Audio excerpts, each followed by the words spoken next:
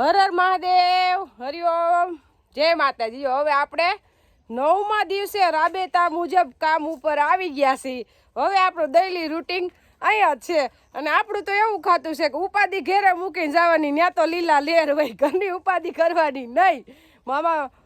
મારા મમ્મીની ઘરે રોકાય એટલે આપણે એને પપ્પાને ફોનમાં પ્રશ્ન ન કરી ગૌરી કોણ દોવે છે ને દોઈ છે કે નહીં, એ ઉપાધિ તો ઘરે મૂકીને જ જવાની। કીર્તન આવે છે અહીં તો લીલા લેર છે, ઉપાધિ તો ઘેર છે, એટલે એ સત્સંગની વાત કરે, પણ આપણે હું મારા મમ્મીની વાત કરું, એટલે આપણે છે ને ઉપાધિ કરવાની જ નહીં। પણ અત્યારે આવી ગયા પછી અહીંયા હોય પછી આપણે નજર સામું સહેજે કામ મોડું ન ગમે અને આમ આઘા પાછું ન ગમે, એકદમ વ્યવસ્થિત જ બધું કામ થવું જોઈએ, ટાઈમ ટુ ટાઈમ।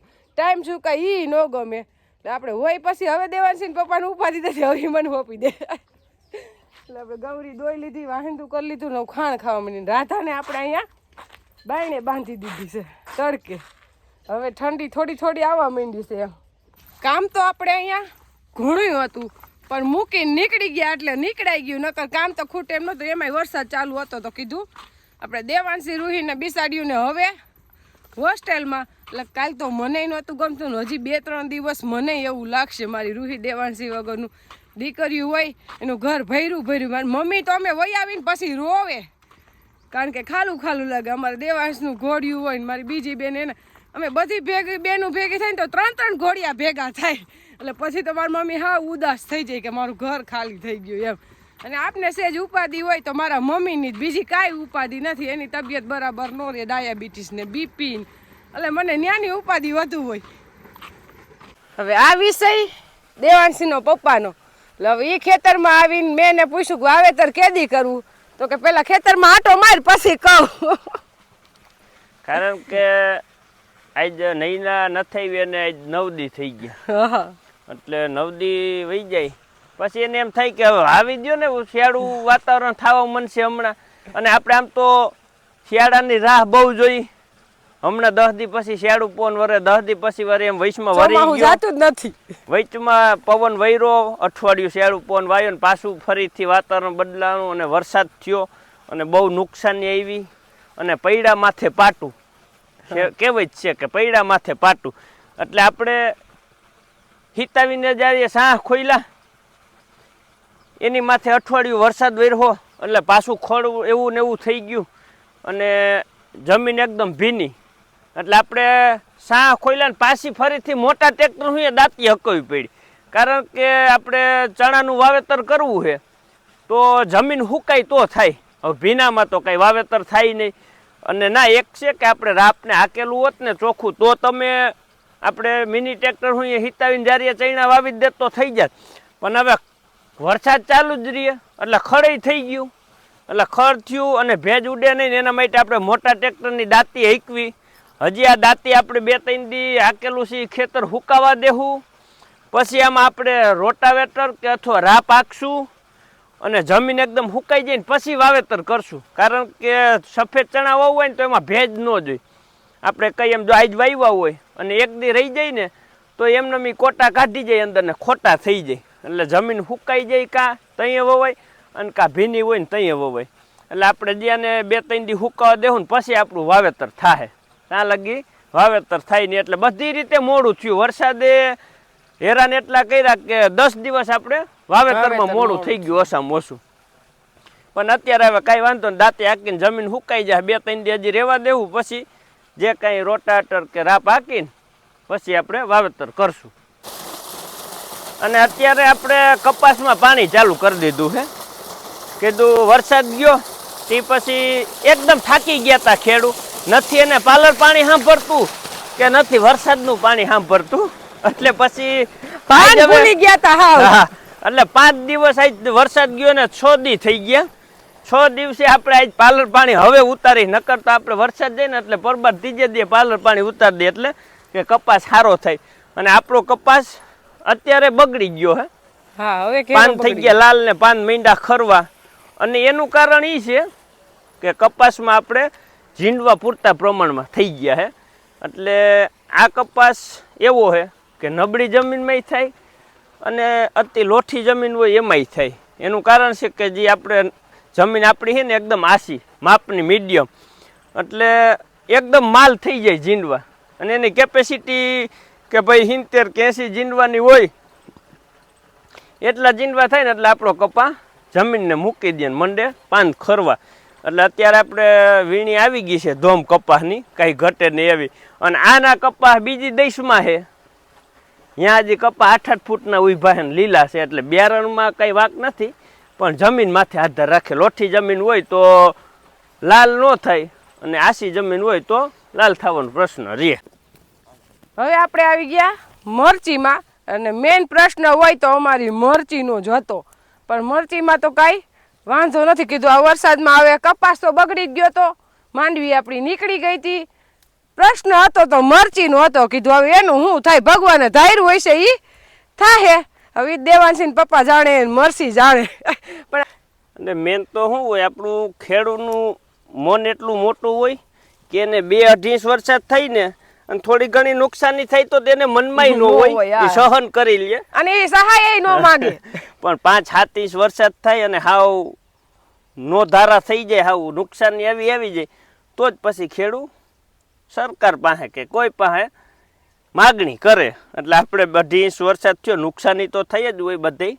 પહેલાં આપણે પાથરા પડ્યા, આપણા વિસ્તારમાં જે પાથરાને પડ્યા હતા એને પરિસ્થિતિ બહુ ભયંકર જ છે, એને બગડી જ ગયું છે. આપણે મરચીમાં કહેતા હતા કે ગોલમીનનો પ્રશ્ન મેન છે, કારણ કે તમે દવા છાંટો ને તો એ ગોલમીન એનાથી માઇનોર કંટ્રોલ થાય, બાકી એને જાય નહીં. એટલે ભૂર પવન વૈરો ને આપણે તો 5-6 દી એટલે એકદમ મરચી આપણી કાંઈ ઘટે નહીં એવી થઈ ગઈ હતી. વળી પાછી વરસાદી વાતાવરણ થયું, ગરમી પડી, એટલે ગોલમીનનો પ્રશ્ન જે ઓછો થયો તો એ પાછો ફરીથી એવો ને એવો વધી ગયો. એટલે હવે આપણે મહિનો દીથી એમ કરીએ કે આજ શિયાળું પવન વરે, કાલ વરે. હવે લગભગ આપણે અશોક પટેલની આગાહી છે કે 8-9 તારીખે ભૂર પવનની શરૂઆત થઈ જાય, અને ભૂર પવન વરસે ને તો જ ગોલમીન જાહે, નકર જાહે નહીં. નકર અત્યારે ફૂલ તો અઢળક ઉઘડે છે, એક છોડવામાં કાંઈ ઘટે નહીં એટલા ફૂલ આવે છે. તો મરચા તો ઘણા થઈ ગયા. એ વયસમાં જે આપણે અઠવાડિયું વાતાવરણ સુધર્યું ને એમાં એ બધા મરચા થઈ ગયા, મરચા ઘણા થઈ ગયા. પણ આપણે જે કઈ થતું એ હારા હાટું થતું. આપણે અત્યાર લગી ગોલમીન જતો, મરચા થયા નહોતા, એ આપણા માટે સારું થયું. જો થયા હોત ને તો આ થઈ જાત બધાય, તો આ બધાય ડાગાવાળા મરચા થઈ જાત, એટલે કે બગડી જાત. અત્યારે નથી થયા તો આપણી મરચી એકદમ કુણીપમાં છે, કાંઈ ઘટે નહીં એવી. કારણ કે અત્યારે જો આપણે કઈ મરચી થઈ ગઈ છે, અને આખાઈમાં એવી જ છે, પછાટના ભાગમાં મોટી ને આગળ નાની ને એવું કંઈ નથી, એક રગી જ છે. એટલે આપણે જે મરચા ના થયા ને આપણા માટે ફાયદો થયો. પણ હવે જે મરચા થયા ને એટલે જ નુકસાની નથી, નકર પેલી વીણી આપણી આખી ફૂગવારી હોત. એ બદલામાં જાત પકડી જ જવાના હતા, એ મરચું પાવડર થાત નહીં એમાં, અને મરચી ઠાકી જાતી જુદી. અત્યારે એ પ્રશ્ન આવ્યો ખેડૂને કે આગળ મરચા થઈ ગયા, એ મરચા બધા બગડી ગયા, અને ઉપરથી મરચી મથરોટાઈ ગઈ, એટલે કે પીરિયો આવી ગયો, પાન ખરી ગયા, અને મરચી થઈ ગઈ ન ભરમી. એમાં પછી નવું પાન દઈ કાંઈ આવે નહીં. અને આપણે અત્યારે હવે ભૂર પવન વરસે ને એટલે વગર દવાએ ગોલમીનનો પ્રશ્ન હલ થઈ જાય. અને અત્યારે ગરમીનું વાતાવરણ આવ્યું ને એટલે થીપ્સનો હેવી એટેક આવ્યો, એટલે કે 5 દી દવા મારો ને તોય કંટ્રોલ નહોતી થતી. અને જે આપણે અત્યારે દવા છાંટી છે એને આજ લગભગ 3 પહેલામાં આપણે પહેલાં દવા છાંટી હતી, એ છાંટી હતી સિમોડિસ. હવે સિમોડિસે જરી કંઈ રિઝલ્ટ ના દીધું આમ કહીને તો હાલે, કારણ કે એ દવા બધી એવી છે કે 4-5 દી તો રિઝલ્ટ દે, એને બદલે 5 દી તો કાંઈ રિઝલ્ટ આવ્યું નહીં. એટલે આપણે પાછી મારી હતી ઇથિયોન, એનાથી આપણે રિઝલ્ટ ના મળ્યું. અને હવે આપણે મારી 4 દી મોર સીઝર શૂટર ને વિટારા, એટલે એનાથી એકદમ મરચી આપણી કાંઈ ઘટે નહીં એવી કુણીપમાં આવી ગઈ છે. એટલે ઘણા ખેડૂતને એવો પ્રશ્ન હશે કે થીપ કથીરીનો એટેક હશે ને જાતો ન હોય ને તો સીઝર શૂટર ને વિટારા એડવેટાઈ નથી, આપણે એની પાસે 1 રૂપિયો નથી લેવાનો. પણ જો ખેડૂને આપણે મરચી હારી થઈ જતી હોય ને તો હારામાં હારું કહેવાય. એટલે આપણે બધી દવા 3 મારી, એનાથી કાંઈ કંટ્રોલ ન થયું. આ દવાથી એકદમ આપણે રિઝલ્ટ મળી ગયું છે. એટલે દવા મારીને તો તમારી ગમે એવી કુકડી હશે ને તો કાઢી નાખશે. આપણે નજર હમું છે. અરે જાતી જ નહોતી એવું હતું આપને તો, કે હવે આ કુકડી નહીં જાય ને તો મરચી પતી જાય. એવી સ્થિતિ આવીને ઊભી રહી ગઈ. તેને બદલે અત્યારે આપણે એકદમ કુણીપમાં આવી ગઈ છે. અને આપણે તો મરચાઈ એમ તો થઈ જ ગયા છે. આ બધાય જાજી ખાલી વયસમાં અઠવાડિયું વાતાવરણ સારું રહ્યું ને તો આ બધા મરચા કમ્પ્લીટ થઈ ગયા. હવે શિયાળુ પોર વાસલે મરચી ઢળી જાય એટલું મરચું થઈ આવી ગયા. જાય. પણ આમાં વેલે ઉઠે લાપશે કે મોડે ઉઠે લાપશે એ આપણે નથી ખબર, પણ કુદરત કરે એ સાચું. એટલે આપણે મોડી વાવી ને એમાં અત્યારે તો ફાયદો દેખાય છે. એમાંય ફાયદો દેખાય ને છીપ કથીરીનો હેવી એટેક આવ્યો ને એ મને તો ફાયદા રૂપમાં લઈ ગયો અત્યારે આમાં જોયું ને તો. કારણ કે મરચીને એકદમ પકડી લીધી ને અત્યારે હાવ ટૂંકી ગાંઠે ફૂટ કરી. હાવ ટૂંકી ગાંઠે ફૂટ કરી નાવકા ફૂલ જ આવી આઈ લાવત નજીક બતાવો આમ જાવ એટલામાં આમ નકરું જોવો આ બતાવ હાવ. જો આપણે કીધું છીપ કથીરી આવી ને એની છે મરચી પકડાઈ ગઈ ને એટલે હાવ ટૂંકી ગાંઠે ફૂટ થઈ. એટલે જો આ લુરખા આવી પડ્યા હાવ. જેમ જોવો ને એમ તમારે આમ પાસે હાવ ફૂલ આવી પડ્યા. પણ આ ગોલ મીનનો પ્રશ્ન છે એ વહી જાય ને એટલે ફૂલ તો અઢળક આવે છે, કંઈ ઘટે નહીં ને એટલું. એટલે અમુક ટાણે છીપ કથીરી આવે તોય ગણ કરી જાય, અમુક ટાઈમે વરસાદ આવતો હોય એ ગણ કરી જાય. કયું કઈ પાત્ર ભજવતું ને એને કઈ ખબર જ નથી, પણ આ મરચા બતાવી દેતું. અને આપણે મરચી એવું દેખાય છે અત્યારના રૂટીન પ્રમાણે કે મરચી ફાયદો દેહે. અને પ્રશ્ન બધાને એ જ ઉદ્ભવશે કે ઓણ આપણે બીજી વેરાયટી છે રેવા અને પાછા વળી ઓણ કે પોર તો તમે મરચું પાવડરના 250 રાખ્યા હતા, પણ અમને વેપારી જ 250 ભાવના મરચા જ આખા લઈ જતા હોય તો અમે કઈ થોડા મરચું પાવડર 250 ભાવનું વેચી. એટલે ભાવ તો ફેરફાર થાય જ પણ ક્વોલિટીમાં ફેરફાર થાય, સારી ક્વોલિટી આવશે પોર કરતા. અને મરચીનો બહુ પુષ્કળ પ્રમાણમાં બગાડશે, જોઈએ એટલા ઉતારા નહીં આવે. એટલે ઓણ મરચી બજાર તો રહેવાની શક્યતા સારી છે કે કદાચ બજાર વધારે રહીએ એમ વરહો રહી કરતા. એટલે સારું રહીએ તો ખેડૂતને ફાયદો, થોડુંક ઉત્પાદન ઓછું થાય પણ ભાવ હોય તો કઈક વાંધો ના આવે. એટલે આ મરચાનું પાવડર નું એવું હોય કે એની ભાવ નો રહે, ભાવ ફેરફાર થતો હોય. બરોબર. આપણે વેલી મરચી હોત ને તો અત્યારે આ મરચા વીણતા હોત તો હજી એમ તો નીકળશે જો 30-35 ભારી તો. જો આ રહીએ ને આ બધા ફૂગની હિસાબે ડાગા થઈ જાય. એટલે આપણે મરચા બગડી જાય તો 1200 ભાવ હોય ને તોય એટલે એમાં 2 લાખની નુકસાની ખેડૂત મનમાં નથી ગણતા, પણ વધારે આવે ને એટલે ખેડૂત થી સહન હા પણ કઈ થયું જ ન હોય તો શું કરે? નકર આ ફેલ જ છે, નુકસાની જ ગણી. હા આપણે નુકસાની છે, પણ આવી નુકસાની તો આપણે ગણકારી નહીં. અમને એમ થતું કે અમારે મરચી નુકસાની, અમે એમ કઈક આમાં પાછા બીજા મરચા નવા આવી જાય ને એમાં કમાવ. ભગવાન પાસે માગી કે વધારે ઉપર નવા મરચા દે અને એમાં અમે ઉત્પાદન વધારે કરીને કમાઈ, બાકી બગડી ગયા એ કોઈ રહ્યા. અને અત્યારે મજૂરી મોંઘવારી જેવી છે એમ, એ તો દવા આમાં છટકાવ મારતા હોય ને તોય ખબર હોય ને, ઈ હિસાબ કરીને તોય ખબર પડે. એટલે આપણે મરચીની વચ્ચે આંતરપક તરીકે આપણે ચોરીનું વાવેતર કર્યું હતું, પણ ચોરીના તો એમને પાથરા અઠવાડિયું પહેલા અડધા રહી ગયા ત્યાં વરસાદ આવી ગયો એટલે એ બધી બટાઈ ગયું છે. એમાં કઈ એમાં લેવાપાણું છે નહીં, એ બધું ફેલા ગણવાનું. હવે જો આ નુકસાની અમે નથી ગણતા આવી, આ બધા દાણા બગડી ગયા જઈ લે બટાઈ ગયા. જો આવું એટલે આ હે ને આપણે એમ હતું કે આંતરપાક લઈને કમાય, પણ આ તો ફેલ ગયું અને માથે બોનસમાં ખોડ થઈ ગયું છે. એની અત્યારે આજા મજૂરી સુકવવાની નીંદવાની, એટલે લાગે છે અત્યારે પાટલા આમ લેવા પડે એમ, બેઠા બેઠા નીંદવાની હાથી બેહે એમ નથી એવું ખોડ થઈ ગયું. એટલે હવે લગભગ 5 પાટલા રહ્યા છે, એટલે એ ચોખ્ખા થઈ જાય પછી હાથી હાલશે. એટલે આમાં કમાવાને બદલે હમું નુકસાની આવે, કઈ નક્કી ન હોય. આ વખતે આપણે વેલું કઠોળ હવે વાવતા નથી, કીધું મોડું કઠોળ વાવીને તો કઠોળ થાય, ખાવાનું વાવતા બંધ થઈ ગયા. એનું કારણ આ વરસાદ, હાથમાં કઈ આવે નહીં, સિંગું વીણી મહેનત એવડી કરી અને કઈ થાય નહીં, એના કરતા કીધું વાવવું જ નથી, મોડું જ વાવી, હાઈતમ આઠમ ઉપર વાવી તો બગડી ગયું બગાડ્યું. એટલે નો ભાગમાં હોય ને તો ગમે થઈ તમે વેલું વાવો પાછતરું વાવો, બગડે તો બગડે છે. જા મરચા જોઈ આવી ગયા છે ને, મરચા તો હવે આવી જ ગયા છે. હવે મરચી તો નમી જ જાહે ઉપર મરચા આવશે એટલે.